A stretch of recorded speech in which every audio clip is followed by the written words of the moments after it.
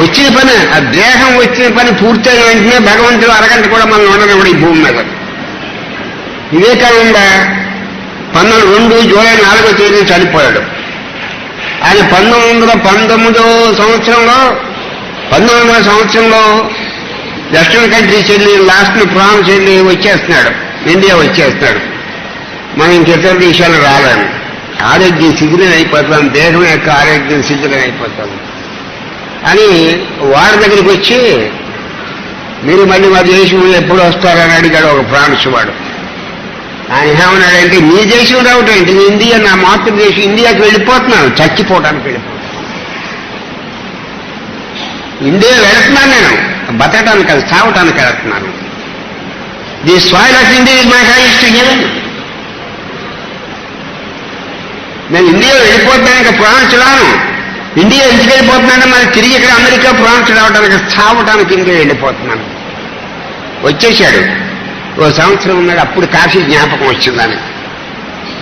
అంటే ఇది కాశీ అంతకుముందు 2 రోజులు 3 రోజులు నుండి వెళ్ళిపోయేవాడు.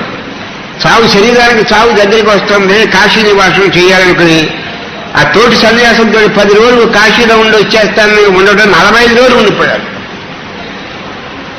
రోజు ఆయనకు అవకాశం ఉన్నప్పుడు వచ్చి దశ అశ్వమేధ ఘాట్లో స్నానం చేసేవాడు. దశ అశ్వమేధ ఘాట్లో యజ్ఞాలు చేశాడు. అది కాశీలో ఉన్న దశ అశ్వమేధ ఘాట్. మీరు అందులో స్నానాలు చేసి ఉంటారు.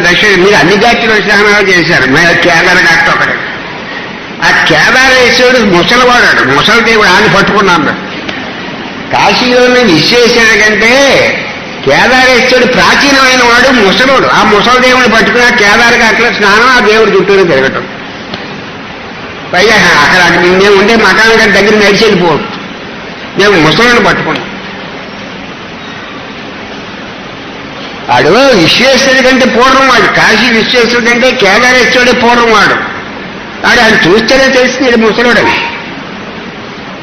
మేము ముసలిని పట్టుకుని అక్కడ తక్కువ విశ్వేశ్వరుడు గారికి వెళ్తాను, కేదారేశ్వరుడు గారు కూర్చున్నాడు. వీడికి మనకి వయసు వచ్చింది, ఆడి వయసు వచ్చినాడు.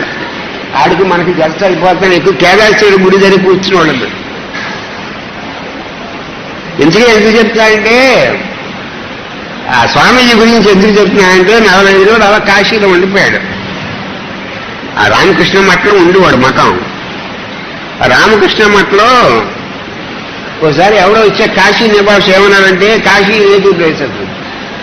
ఏమండి స్వామీజీ, మిమ్మల్ని కొంతమంది మంచివాడు అంటున్నారు, కొంతమంది మంచివాడు కాదంటున్నారు, కొంతమంది గ్రేట్ మ్యాన్ అంటున్నారు, కొంతమంది లిటిల్ మ్యాన్ అంటున్నారు, స్మాల్ మ్యాన్ అంటున్నారు. మీ గురించి రకరకాలుగా చెప్పుకుంటున్నారు. ఇందులో ఏది నిజమని స్వామీజీ అడిగారు. స్వామీజీ అంటాడు, ఎందుకయ్యా, బ్రహ్మదేవుడు నా ముఖం మీద రాతలు రాశాడు.